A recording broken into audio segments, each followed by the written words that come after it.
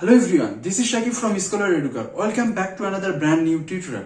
আজকে টিউটোরিয়ালে আমি তোমাদেরকে ইঞ্জিনিয়ারিং অ্যাডমিশন টেস্ট প্রিপারেশনের জন্য কেমিস্ট্রি সেকেন্ড পেপার থেকে পরিমাণগত রসায়নের উপরে সেকেন্ড লেকচার দিব।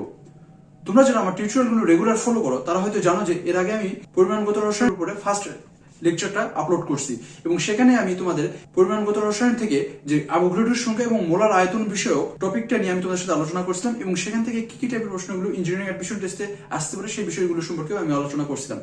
আজকের টিউটোরিয়ালে আমি তোমাদেরকে কোনো দ্রবণের ঘনমাত্রা কিভাবে নির্ণয় করতে হয় এই বিষয়টি নিয়ে তোমাদের সাথে আমি বিস্তারিতভাবে আলোচনা করব। তোমরা জানো যে কোনো দ্রবণের ঘনমাত্রা নির্ণয় অনেকভাবে করা যায়, যেমন মোলারিটিতে করা যায়, মোলালিটিতে করা যায়, নরমালিটিতে করা যায়, পিপিএম এককে করা যায়, পিপিবি এককে করা যায় এবং আরো অনেক এককে আমরা কি করতে পারি বলতো, এই কোনো দ্রবণের ঘনমাত্রা বের করতে পারি। আজকে আমি এই দ্রবণের ঘনমাত্রা সংক্রান্ত টপিকটা নিয়ে বিস্তারিতভাবে তোমাদের সাথে আলোচনা করব এবং এখান থেকে কিভাবে ইঞ্জিনিয়ারিং অ্যাডমিশন টেস্টে তোমাদের প্রশ্নগুলো আসতে পারে সেই বিষয়গুলো সম্পর্কে আমি তোমাদের সাথে বিস্তারিতভাবে আলোচনা করব। তোমরা যারা দ্রবণের ঘনমাত্রা নির্ণয় সংক্রান্ত টপিকটা সম্পর্কে বিস্তারিতভাবে জানতে চাও অবশ্যই তোমাদেরকে পুরো টিউটোরিয়াল জন্য আমার সঙ্গেই থাকতে হবে। আর হ্যাঁ, তুমি যদি আমার ইউটিউব চ্যানেলে নতুন হয়ে থাকো অবশ্যই তুমি আমার ইউটিউব চ্যানেলটি সাবস্ক্রাইব করবে এবং পাশে থাকা বেল আইকনে ক্লিক করে অল করে দিবে। চলো কথা না বাড়িয়ে আজকে টিউটোরিয়ালটি শুরু করা যাক।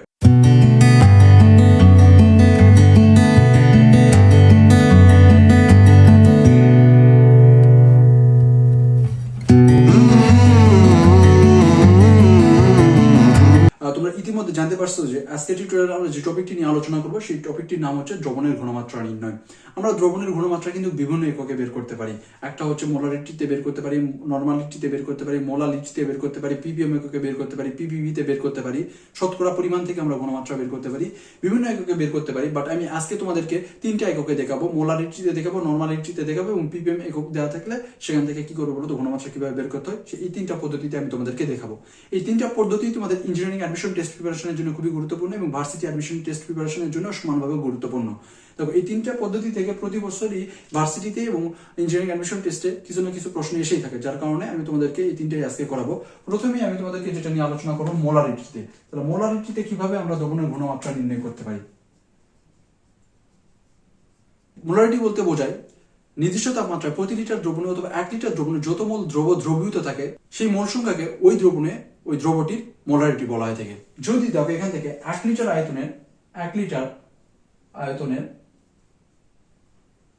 দ্রবণে যদি 1 মোল দ্রবীভূত থাকে তাহলে ঘনমাত্রা হবে 1 মোলার। একইভাবে যদি ভি লিটার আয়তনের দ্রবণে n মোল দ্রবীভূত থাকে তাহলে ঘনমাত্রা হবে কত বলতো s মোলার। দেখো এখান থেকে তাহলে দেখো ডেফিনিশন থেকে আমরা কি দেখলাম বলতো, ভি লিটার আয়তনের দ্রবণে যদি n মোল দ্রবীভূত থাকে তাহলে ঘনমাত্রা হবে কত বলতো s লিটার। তাহলে এখানে মোলারিটি s ইকুয়াল টু কত লিখতে পারবো বলতো n ডিভাইডেড বাই v লিখতে পারবো। ঠিক আছে, এখানে দেখো যে n এর মোল সংখ্যার একক কত বলতো মোল, আর এখানে আয়তনের একক লিটার, তাহলে মোল পার লিটার। ঘনমাত্রার একক আমরা কি জানি বলতো মোলারিটিতে মোল পার লিটার বলতে পারি। একইভাবে এখান থেকে n ইকুয়াল টু আবার কত লিখতে পারবো বলতো, n ইকুয়াল টু আমরা জানি w divided by m into এখানে কত হবে বলতো v হবে। তাহলে দেখো লিটার এককে আমরা দ্রবণের ঘনমাত্রা বের করতে পারি কিভাবে বলতো w divided by m into v। এখানে এই ভিটা কি বলতো লিটার এককে, তাহলে এখানে এটা দিলাম লিটার এককে। যদি এখন আমরা মিলিলিটার এককে দ্রবণের ঘনমাত্রা বের করতে চাই তাহলে অবশ্যই আমাকে লিটারকে মিলিলিটারে কনভার্ট করতে হবে। তখন আমরা ঘনমাত্রার সূত্র পাবো 1000 w divided by m into v। এই ভিটা কি বলতো এখন মিলিলিটার এককে। তাহলে এখান থেকে তাহলে আমরা মিলিলিটার এককে দ্রবণের ঘনমাত্রা পাইলাম s is equal to 1000 w divided by m into v। এটা এইভাবে আমরা কি করতে পারি বলতো দ্রবণের ঘনমাত্রা মোলারিটিতে বের করতে পারি। এখন দেখো আমি তোমাদেরকে শর্টকাটে এটা একটু দেখাবো। অনেক সময় তোমাদের প্রশ্নে দেওয়া থাকে যে 10% সালফিউরিক অ্যাসিডের ঘনমাত্রা কত হবে, সেক্ষেত্রে তোমরা দ্রবণের ঘনমাত্রা নির্ণয়ের যে শর্টকাট সূত্রটা অ্যাপ্লাই করবে 10x divided by m। এখানে x হচ্ছে যে শতকরা পরিমাণ, এখানে x কি বলতো x হচ্ছে শতকরা পরিমাণ। তোমরা অনেক সময় লক্ষ্য করো দ্রবণের ঘনমাত্রা বের করার সময় এখানে আপেক্ষিক গুরুত্ব বা ঘনত্ব দেওয়া থাকে, তাহলে সেক্ষেত্রে দ্রবণের ঘনমাত্রা সূত্র হবে s is equal to 10x divided by m into d। এখানে d কি বলতো, d হচ্ছে ঘনত্ব অথবা বলতো আপেক্ষিক গুরুত্ব। এটা প্রশ্নে তোমার এই ভ্যালুটা দেওয়া থাকে, সেই ক্ষেত্রে তখন ঘনমাত্রার সূত্রটা কিন্তু এটা হয়। বুঝতে পারছো? তাহলে দেখো আমরা শর্টকাটে কিন্তু খুব সহজেই দ্রবণের ঘনমাত্রা এই সূত্রের সাহায্যে বের করতে পারি। আমরা এটার উপরে এখন ম্যাথ প্রবলেম সলভ করবো, যে ম্যাথগুলো হলো ইঞ্জিনিয়ারিং অ্যাডমিশন টেস্টে এবং ভার্সিটি অ্যাডমিশন টেস্টে এসে থাকে বা এবং ভবিষ্যতেও আসতে পারে, এই টাইপের ম্যাথগুলো সলভ করবো। তার আগে আমরা মোলারিটির সাথে যে নর্মালিটির একটা সম্পর্ক রয়েছে এবং নর্মালিটিতে কিভাবে ঘনমাত্রা বের করা যায় এটা একটু আমরা দেখবো। নর্মালিটিটা আসলে কি বলবো? নর্মালিটিটা হচ্ছে প্রতি লিটার দ্রবণে দ্রবীভূত দ্রবের গ্রাম তুল্য ভর। তাহলে দেখো আমরা নর্মালিটিকে যদি আমরা এন দ্বারা ডিনোট করি তাহলে আমরা কি বললাম? প্রতি লিটার দ্রবণে, তাহলে প্রতি লিটার দ্রবণে দ্রবীভূত দ্রবের গ্রাম তুল্য ভর। তাহলে এখানে ইটা কি হচ্ছে বলতো? তুল্য ভর, ডব্লিউটা কি বলতো? গ্রাম এককে, ঠিক আছে? তাহলে ই ইজ ইকুয়াল টু আমরা এখান থেকে কি লিখতে পারবো বলতো? তুল্য ভর ইজ ইকুয়াল টু আণবিক ভর ডিভাইডেড বাই তুল্য সংখ্যা। ইটা কি বলতো? এখানে তুল্য সংখ্যা। তাহলে এখানে যদি আমরা কি করি বলতো? ডব্লিউ ডিভাইডেড বাই ই এর পরিবর্তে আমরা কি লিখতে পারবো? এম ডিভাইডেড বাই ই লিখতে পারবো ইনটু ভি। তাহলে দেখো এখান থেকে W divided by M into V, এখানে কিন্তু ইটা উপরে চলে গেলে এখানে গুণ হয়ে যাবে। তাহলে এটা কি নরমালিটি ইজ ইকুয়াল টু আমরা এটা লিখতে পারি। এখানে তোমরা লক্ষ্য করো এখানে W divided by M V, এই টার্মটার পরিবর্তে আমরা কি লিখতে পারি বলতো? এটা আমাদের কি লিটার এককে ঘনমাত্রা নির্ণয় না মোলারিটিতে। তাহলে এটাকে আমরা কত লিখতে পারি? এস দ্বারা রিপ্লেস করতে পারি। তাহলে এন ইজ ইকুয়াল টু আমরা কত লিখতে পারি? এস ইনটু ই লিখতে পারি। তাহলে দেখো আমরা যেটা করলাম নরমালিটি এবং মোলারিটির মধ্যে একটা সম্পর্ক স্থাপন করলাম, যেখানে তোমার এই যে মোলারিটিতে এস ইজ ইকুয়াল টু আমরা লিটার এককে পাই M divided by W divided by M into V. তাহলে এটাই হলো আমাদের নরমালিটি এবং মোলারিটির মধ্যে সম্পর্ক। আমাদের প্রশ্নে যদি বলে নরমালিটি বের করো, তাহলে সবার প্রথমে আমরা মোলারিটি বের করবো। মোলারিটি বের করার পরে এই যে কি করবো বলতো? ওই তুল্য সংখ্যা দ্বারা যদি আমরা গুণ করে দিই তাহলে সেখান থেকে আমরা নরমালিটি বের করতে পারবো। এখন আমরা এই মোলারিটি এবং নরমালিটির উপরে বেস করে তোমাদের ইঞ্জিনিয়ারিং অ্যাডমিশন টেস্ট থেকে কি ধরনের রিটেন প্রশ্ন আসতে পারে এবং কি ধরনের এমসিকিউ প্রশ্ন আসতে পারে সেগুলো আমরা এখন সলভ করব। আশা করি তোমরা পুরো টিউটোরিয়াল জুড়ে আমার সঙ্গেই থাকবে। দেখো এখন আমরা আজকে টিউটোরিয়ালের ফার্স্ট প্রবলেমটা সলভ করব। তোমরা স্ক্রিনের উপরে এখানে তোমরা ফার্স্ট প্রবলেমটা দেখতে পাচ্ছ। ফার্স্ট প্রবলেম দেখো বলা আছে নরমালিটি ও মোলারিটির সংজ্ঞা দাও, এবং আরো বলা হয়েছে যে 20.5 গ্রাম সোডিয়াম কার্বনেট ইনটু 10 অণু পানিতে দ্রবীভূত করে 200 সেন্টিমিটার কিউব দ্রবণ প্রস্তুত করলে দেখা গেল ওয়ার ঘনত্ব 1.04 গ্রাম পার সেন্টিমিটার কিউব। উক্ত দ্রবণে সোডিয়াম কার্বনেটের নরমালিটি এবং মোলারিটি নির্ণয় করো।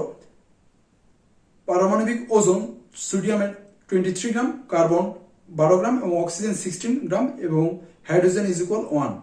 তাহলে দেখো প্রশ্নটা আসছিল রুয়েট 2003-04 সেশনে। এই প্রশ্ন খুবই একটা ইম্পর্টেন্ট একটা প্রশ্ন। এখানে তোমাকে যেটা বের করতে বলছে মোলারিটি এবং নরমালিটির সংজ্ঞা দিতে বলছে। আমরা একটু আগেই নরমালিটি এবং মোলারিটির সংজ্ঞাটা দিয়েছি, এবং এখানে পরবর্তীতে তোমাকে মোলারিটি এবং নরমালিটি বের করতে বলছে সোডিয়াম কার্বনেট ইনটু 10 অণু পানি। তাহলে এক্ষেত্রে আমরা সবার আগে যেটা করব, আগে এখান থেকে মোলারিটিটা বের করবো, দেন তারপরে এখান থেকে আমরা নরমালিটি বের করবো। তাহলে প্রথমে দেখো ফার্স্ট এক্সাম্পলে তারা যেটা দেখলাম প্রশ্নে বলা ছিল সোডিয়াম কার্বনেট ইনটু 10 অণু পানি। তাহলে এখানে দেখো এর আণবিক ভর তাহলে কত হবে বলতো? এর আণবিক ভর আমরা পাবো 286 গ্রাম পার মোল। তাহলে এখানে আমরা আণবিক ভর পাইলাম। এখানে এর পরিমাণ ডব্লিউ দেওয়া আছে দেখো 22.5 গ্রাম। এখান থেকে আমরা তাহলে কি বের করতে পারবো? এন বের করতে পারবো। N is equal to W divided by M. W এর পরিমাণ দেওয়া আছে 22.5 ডিভাইডেড বাই 286. এটা যদি আমরা ক্যালকুলেট করি তাহলে আমরা এখান থেকে যে ভ্যালুটা পাবো সেটা হলো 0.07687। তাহলে দেখো এখান থেকে আমরা মূল সংখ্যাটা বের করে নিলাম। n ইজ ইকুয়াল টু এত দেওয়া ছিল। এখন আমরা ঘনমাত্রা s ইজ ইকুয়াল টু কত জানি বলতো? n divided by v।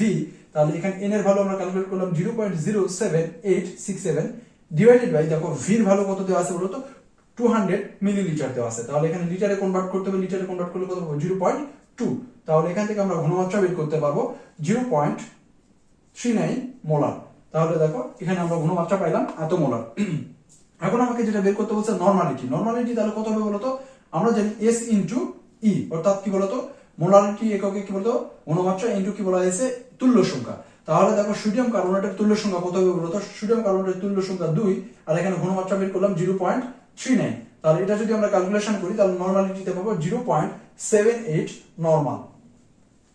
তাহলে দেখো এই দ্রবণের এখানে ঘনমাত্রা বের করতে পারলাম। মোলারিটিতে পাইলাম 0.39 মোলার এবং নরমালিটিতে পাইলাম 0.78 নরমাল। তাহলে দেখো এই টাইপের প্রশ্নগুলোই তোমাদের কিন্তু রিটেন এক্সামে আসতে পারে। তোমরা এই টাইপের প্রবলেমগুলো হাজারিন আক্তারের বই এবং তোমাদের ইঞ্জিনিয়ারিং প্রশ্ন ব্যাংকে দেখবা অনেক প্রশ্ন আছে, এই প্রবলেমগুলো তোমরা সলভ করবে। এখন আমরা দেখব এই যে আমরা মোলারিটি এবং নরমালিটি বের করলাম, এখান থেকে তোমাদের ইঞ্জিনিয়ারিং অ্যাডমিশন টেস্ট এবং ভার্সিটি অ্যাডমিশন টেস্টে এমসিকিউ থেকে কি টাইপের প্রশ্নগুলো আসতে পারে সেগুলো আমরা এখন প্র্যাকটিস করব। তাহলে দেখো আমরা এখান থেকে দেখো দুইটা প্রবলেম সলভ করব।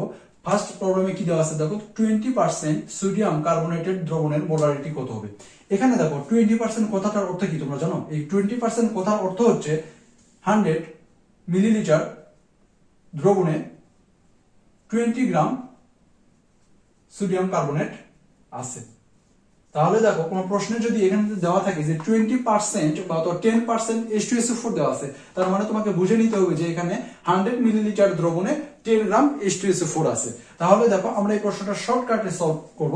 তাহলে একটু আগে দেখলাম ঘনমাত্রা নির্ণয়ের যেটা সূত্র ছিল 10x ডিভাইডেড বাই m, যেখানে x ছিল শতকরা পরিমাণ, তাহলে 10 ইনটু 20 ডিভাইডেড বাই সোডিয়াম কার্বনেটের আণবিক ভর 106। তাহলে এটা যদি আমরা ক্যালকুলেট করি তাহলে আমরা পাবো 1.88 মোলার। তাহলে দেখো আমরা খুব সহজেই কিন্তু সোডিয়াম কার্বনেটের মোলারিটি বের করতে পারলাম। এই প্রশ্নটা আসছিল বুয়েট 2002-03 সেশনে। তার মানে বুঝতেই পারতেছো এই টাইপের প্রশ্নগুলো তোমাদের বুয়েট প্রিলিমিনারি এক্সামের জন্য এবং তোমাদের রুয়েট কুয়েট চুয়েটের যে ইঞ্জিনিয়ারিং গুচ্ছ এক্সাম হবে সেটার জন্য খুবই গুরুত্বপূর্ণ। আজকে টিউটোরিয়ালে আমরা থার্ড প্রবলেমটা সলভ করব। দেখো থার্ড প্রবলেমে বলা আছে 25 ডিগ্রি সেলসিয়াস তাপমাত্রায় 100 সিসি অর্থাৎ কিউবিক সেন্টিমিটার দ্রবণে 5.85 গ্রাম সোডিয়াম ক্লোরাইড দ্রবীভূত আছে, দ্রবণটির মোলারিটি গণনা করো। তাহলে দেখো এই প্রশ্নে এখানে দেওয়া আছে যেটা আয়তন দেওয়া আছে V = 100 সিসি, তার মানে এটা কি বলতে কিউবিক সেন্টিমিটার। এটা কিন্তু তোমার মিলিলিটার এককের সমতুল্য একক। তারপরে এখানে W দেওয়া আছে 5.85, তারপরে এখানে যেটা বের করতে বলছে মোলারিটি বের করতে বলছে, S বের করতে বলছে। তাহলে আমরা জানি S = কত বলতো 1000 W divided by M into V। তাহলে এখান থেকে দেখো 1000 ইনটু W এর ভ্যালু কত 5.85 ডিভাইডেড বাই সোডিয়াম ক্লোরাইড, যেহেতু বলছে সোডিয়াম ক্লোরাইডের আণবিক ভর হবে 58.5 ইনটু আয়তন কত বলতো, যেহেতু এখানে 100 সিসি দেওয়া আছে এখানে আমরা 100 বসাই দেব। তাহলে এটা যদি আমরা ক্যালকুলেট করি তাহলে আমরা ঘনমাত্রা পাবো 1 মোলার। তাহলে দেখো আমরা খুব সহজেই কিন্তু কি করতে পারলাম বলতো এই প্রশ্নটা থেকে মোলারিটি বের করতে পারলাম। এই প্রশ্নটা আসছিল রুয়েট 4-5 সেশনে। বুঝতেই পারতেছো এই টাইপের প্রশ্নগুলো তোমাদের ইঞ্জিনিয়ারিং গুচ্ছ এবং বুয়েট প্রিলিমিনারি এমসিকিউ এর জন্য কতটা গুরুত্বপূর্ণ, এবং এই প্রশ্নগুলো কিন্তু রেগুলার ঢাকা ভার্সিটি অ্যাডমিশন টেস্টে এসে থাকে। আশা করি তোমরা এই টাইপের প্রবলেমগুলো খুব সহজেই সলভ করতে পারবা। তো তোমরা চাইলে শর্টকাট এই সূত্র ইউজ করি তোমরা এই প্রবলেমগুলো সলভ করতে পারো। এখন আমরা যেটা দেখবো পিপিএম এককে কিভাবে আমরা কোনো একটা দ্রবণের ঘনমাত্রা বের করতে পারি। তাহলে দেখো আমরা যেটা দেখবো পিপিএম এককে। তাহলে পিপিএম কথাটার অর্থ কি বলতো? পিপিএম পিপিএম কথাটার অর্থ হচ্ছে পার্টস পার মিলিয়ন, ঠিক আছে? তাহলে দেখো এই পিপিএম এর ডেফিনেশন তোমরা ইন্টারমিডিয়েটে অনেক দেখছো, তারপরে আমি তোমাদের একটু বলে দিই। দেখো পিপিএম এর ডেফিনেশনটা হচ্ছে 1 লিটার দ্রবণে 1 মিলিগ্রাম দ্রবীভূত থাকলে তাকে 1 ppm বলা হয়। তাহলে দেখো আমরা ppm কি পাইলাম, 1 লিটার দ্রবণে যদি 1 মিলিগ্রাম দ্রবীভূত থাকে তাহলে এটাকে আমরা কি বলতে পারবো বলতো 1 ppm বলতে পারবো। দেখো ppm এককে ঘনমাত্রা বের করার একটা সূত্র রয়েছে। ppm এককে ঘনমাত্রা নির্ণয়ের সূত্রটা হচ্ছে দ্রবের ভর ডিভাইডেড বাই দ্রবণের আয়তন। এখানে তোমরা একটা বিষয় খেয়াল রাখবা, এই যে দ্রবের ভর এটা অবশ্যই কিন্তু তোমাকে মিলিগ্রাম এককে হবে এবং দ্রবণের আয়তনটা হবে লিটার এককে। তাহলে এখানে দেখো পিপিএম এর যেটা পাবা এর এককটা হবে মিলিগ্রাম পার লিটার। তাহলে দেখো আমরা এখান থেকে কিন্তু আমরা এই ডেফিনেশনটা দিতে পারি, যদি প্রতি লিটার দ্রবণে যদি কি থাকে বলতো, অর্থাৎ 1 লিটার দ্রবণে যদি 1 মিলিগ্রাম দ্রবীভূত থাকে তাহলে সেটাকে আমরা 1 ppm বের বলতে পারবো। তাহলে দেখো এটা আমরা একটু প্রমাণ করে দেখবো। দেখো পিপিএম এককে ঘনমাত্রা নির্ণয়ের যেটা সূত্রটা কি রকম হয়। আমরা প্রথমেই দেখো মোল সংখ্যার একটা সূত্র দেখছিলাম ফার্স্ট টিউটোরিয়ালে। ঘনমাত্রা বিষয়ক একটা সূত্র ছিল n = v লিটার এককে আয়তন ইনটু ঘনমাত্রা। তাহলে এখান থেকে দেখো n এর জায়গাতে কত লিখতে পারবা, w divided by m = v litre এককে আয়তন ইনটু ঘনমাত্রা। দেন আমরা যদি কি করি বলতো m টাকে ওই পাশে পার করে দেই তাহলে লিখতে পারবো v * s * m। এখন আমরা যেটা করব এই v টাকে আমরা এই পাশে পার করে দিব। এই পাশে যদি পার করে দেই দেখো w divided by v * s * m। এখানে যদি তোমরা লক্ষ্য করো তাহলে দেখতে পাবা দেখো এই w টা কি হচ্ছে বলতো দ্রবের ভর আর v টা কি হচ্ছে বলতো দ্রবণের আয়তন। তাহলে দেখো এর এককটা এখানে কি লিখতে পারবো বলতো গ্রাম পার লিটার। এটা হলো আমার কি বলতো একক। কার একক বলতো w বাই v এর একক, অর্থাৎ এর এককটা কত পাচ্ছি বলতো গ্রাম পার লিটার পাচ্ছি। এখন যদি আমরা এই গ্রাম এককে না রেখে যদি আমরা মিলিগ্রাম এককে নিয়ে যাই তাহলে কি করতে বলতো 1000 মাল্টিপ্লাই করতে হবে। S into M. তাহলে এটা আমরা এখন কি পাবো বলো তো, মিলিগ্রাম পার লিটার। দেখো আমরা একটু আগেই দেখলাম পিপিএম এককে ঘনমাত্রা নির্ণয় যেটা সূত্র ছিল, দ্রবের ভর মিলিগ্রাম এককে ডিভাইডেড বাই দ্রবণের আয়তন লিটার এককে, আমরা এর এককটা পাই মিলিগ্রাম পার লিটার। তাহলে দেখো তো এখানে আমরা যেটাকে ডব্লিউ ডিভাইডেড বাই ভি বলতেছি, তাহলে এটাই আমার কি বলতো পিপিএম না, পিপিএম এককে ঘনমাত্রা না, এখানে এর এককটা কি বলতো মিলিগ্রাম পার লিটার পাইলাম। অতএব তাহলে আমরা এখান থেকে বলতে পারি পিপিএম এককে ঘনমাত্রা ইজ ইকুয়াল টু কত হবে বলতো 1000 ইনটু এস ইনটু এম। এখানে এমটা আণবিক ভর আর এখানে এস হচ্ছে মোলারিটি এককে ঘনমাত্রা। তাহলে দেখো আমরা এখান থেকে পিপিএম এককে যদি কোনো বলা হয় যে পিপিএম এককে ঘনমাত্রা বের করো বা পিপিএম এককের পরিমাণটা কত বের করো, তাহলে এই সূত্র আমরা ইউজ করে আমরা খুব সহজেই বের করতে পারবো। এখন আমরা দেখবো এই রিলেটেড কিছু ম্যাথ দেখবো। তাহলে দেখো আজকে টিউটোরিয়ালে আমরা লাস্ট দুইটা প্রবলেম সলভ করব। এই দুইটা প্রবলেম এই পিপিএম এককে যে আমরা ঘনমাত্রা নির্ণয় করা শিখলাম সেটার উপরে বেস করে। তাহলে প্রথমে দেখো যে প্রবলেমটা আছে সেটা সলভ করব। বলা হয়েছে দেখো রক্তে গ্লুকোজের ঘনমাত্রা যদি 0.005 মোলার হয় তাহলে পিপিএম এককে কত হবে। তাহলে দেখো এখানে ঘনমাত্রা S দেওয়া আছে 0.005 মোলার এবং এটা বের করতে বলছে পিপিএম এককে কত হবে। তাহলে গ্লুকোজের আণবিক ভর M আমরা জানি 180 গ্রাম পার মোল। তাহলে এখান থেকে তোমাকে বের করতে বলছে পিপিএম এককে ঘনমাত্রা কত হবে। আমরা জানি পিপিএম এককে ঘনমাত্রার সূত্র একটু আগেই আমরা ডিরাইভ করলাম 1000 ইনটু এস ইনটু এম। তাহলে দেখো 1000 ইনটু এস এর ভ্যালু দেওয়া আছে প্রশ্নে 0.005, আণবিক ভর 180 যদি হয় তাহলে এখান থেকে আমরা ক্যালকুলেশন করলে ভ্যালুটা পাবো 90 মিলিগ্রাম পার লিটার বা মিলিগ্রাম পার লিটারের জায়গাতে আমরা পিপিএম ও ইউজ করতে পারবো। তাহলে দেখো খুব সহজেই কিন্তু আমরা দেখো রক্তে গ্লুকোজের ঘনমাত্রা মোলারিটিতে দেওয়া ছিল, সেখান থেকে আমরা পিপিএম এককে বের করলাম। দেখো আমরা আজকে টিউটোরিয়ালের শেষ প্রবলেমটা সলভ করব। দেখো কষ্টিক সোডা দ্রবণের ঘনমাত্রা 400 পিপিএম হলে মোলারিটিতে কত হবে। তাহলে দেখো পিপিএম এককে আমার ঘনমাত্রা দেওয়া আছে, এখান থেকে তোমাকে কি বের করতে বলছে মোলারিটিতে কত হবে। তাহলে দেখো পিপিএম এককে কত দেওয়া আছে বলো তো 400 মিলিগ্রাম পার লিটার। আমরা মেইন সূত্র জানি কি বলতো ppm is equal 1000 into S divided by M. আমার বের করতে বলছে মোলারিটিতে ঘনমাত্রা, তাহলে S is equal to ppm এককে ঘনমাত্রা পিপিএম ডিভাইডেড বাই 1000 ইনটু আণবিক ভর। তাহলে এখানে কত দেওয়া আছে বলো 400 পিপিএম ডিভাইডেড বাই 1000 ইনটু এখানে আণবিক ভর কত হবে কষ্টিক সোডা 40। তাহলে এটা যদি তোমরা ক্যালকুলেশন করো তাহলে এখান থেকে ভ্যালুটা পাবা 0.01 মোলার। তাহলে দেখো আমরা খুব সহজেই দেখো দ্রবণের ঘনমাত্রা পিপিএম এককে দেওয়া ছিল, মোলারিটিতে বের করতে পারলাম। তাহলে দেখো এই টাইপের প্রশ্নগুলি তোমাদের কিন্তু পিপিএম একক থেকে আসতে পারে। আশা করি তোমরা প্রবলেম দুটো খুব সহজেই বুঝতে পারছো। তোমরা তোমাদের রেফারেন্স বুক এবং ইঞ্জিনিয়ারিং কোশ্চেন ব্যাংক এবং পাশাপাশি তোমরা যেটা করবা ভার্সিটি কোশ্চেন ব্যাংকে দেখবে এই টাইপের অনেক প্রবলেম আছে, এই প্রবলেমগুলো তোমরা বেশি বেশি করে সলভ করবা। আজকের টিউটোরিয়ালটি এই পর্যন্তই। আজকের টিউটোরিয়ালটি যদি তোমাদের ভালো লেগে থাকে অবশ্যই তোমরা লাইক কমেন্ট শেয়ার করে তোমার ফ্রেন্ডদের মাঝে ছড়িয়ে দিবা।